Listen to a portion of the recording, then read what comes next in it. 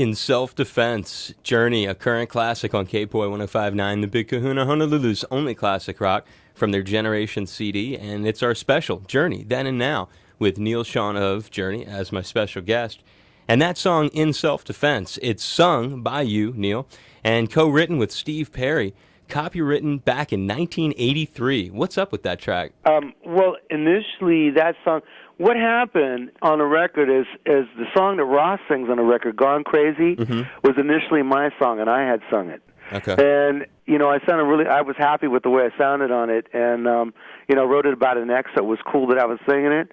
And then, Ross didn't have anything, we couldn't find anything for him to sing, and since everybody was singing a song on the record, I thought, well, give this one a shot, man. And, he's got a real bluesy voice. He ended up doing sort of a ZZ thing to it, you know? Yeah.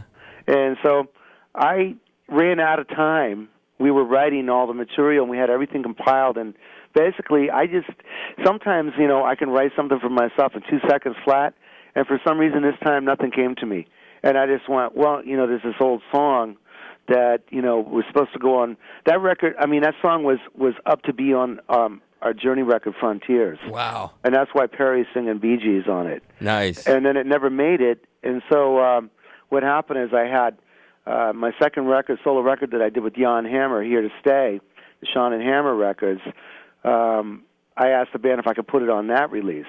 And so the 83 version of that song is on Sean and Hammer record, but not that many people bought the record or even know about it. And I thought, man, I've never played this song live, and it kicks ass, and so I'm going to have some fun with it. And we just re-recorded it and punked it out a bit more. Sped it up and just put a slam on it. Yeah, it's one of the more aggressive ones on the record for sure. And another one that I dig a bunch on the record is Better Together. Yeah, we haven't played that live yet, but that one is pretty slamming too. It's pretty fun. It's a rockin' record. I didn't want to make a sleepy record. Our last full-length CD was Arrival in 2001, and we were out of control of the record because the label was controlling what we were going to put on it. We had an A&R guy, John Clodner, who was controlling what songs we were going to put on it, and he picked 10 ballads, and I'm like, Jesus Christ, I'm going to fall asleep. I could never, ever get through the record. It was so sleepy, even though if it was good, it's good, but he's a legendary guy. Shorter, just a shorter record. There was too many songs and too many ballads, And so, I made sure this time we were in control of what we're doing, and we just did what we wanted to do, and we rocked it. And so I'm happy with this release. It's different, it's real diverse and shows some different sides of the band because other guys are singing. Jonathan Cain's singing, Dean is singing 2 songs on it. Ross is singing, I'm singing, and Steve is singing. Yeah, no, I like that, what you said. It has a different kind of sound on some of the songs, and I think it's a lot more rocking than people may be prepared for. Well, a lot of people are not getting it either. The critics definitely, I've been reading some reviews where they're saying my song should have never been on there, Ross's song should have never been on there, and I'm just like, you know what, F you. We're just doing what we want to do, and, when we play this stuff live, people are digging it. So, that's the bottom line. Critics are, like a-holes. Everybody's got, an opinion. I knew you'd be very lively. Our single just went out to radio, and I hear it's actually getting some radio airplay, Place in Your Heart. Yeah, no, I dig that one for sure. That one definitely has Journey marked all over it. You listen to it and you go, oh, yeah, that's a Journey song.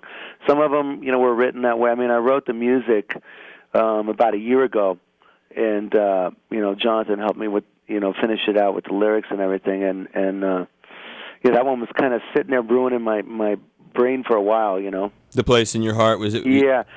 On this record, I brought a lot of music in this time, and the only one that I actually had melody for and really no lyrics was A Better Life, the one that Dean sings on there. Oh, right. It's sort of a mid-tempo, rock ballad, and a real different song for us, but initially, I had written that in my house, and really the arrangement didn't change at all. And I just hummed all the melodies that he's singing through a mic at my house. And so basically, Jonathan went and he listened to my voice and wrote lyrics to everything that I was humming. No, and wow. and then Dean ended up singing it. But I brought in a lot of music this time, and John had a lot of lyrics, and then Steve, brought in 2 songs by himself, and it was a good collaboration. One of his, that's another one that I've been really drawn to, the Butterfly, She Flies Alone one. Yeah. That tune is amazing. Yeah, that one's got a Hawaii vibe. Yeah, dude, it does. It's just like when I heard that, I was like, this is really something here, man. And he wrote the music to that too, huh? Yeah, he did. And he plays acoustic guitar. Yes, he does. He's playing guitar on stage with us now too. Nice. On all the early material. I mean, he's an accomplished guitar player. Actually, in the old days in New York, he was a guitar singer. And then singer. To be in your band, he sort of modified his role to be more just a singer and not playing the guitar. Yeah, but no, he's playing guitar and singing, so it's cool, man. Especially in all our early material where we had rhythm guitar, and it's nice to have it filled out with him playing. He plays it very well. He's a really talented cat, and let's take a listen to his current classic on your new record, Generations. This is Butterfly, She Flies Alone, written by Steve Algieri, and part of our Journey Then and Now special, K-Poi 105.9, The Big Kahuna, Honolulu's only classic rock.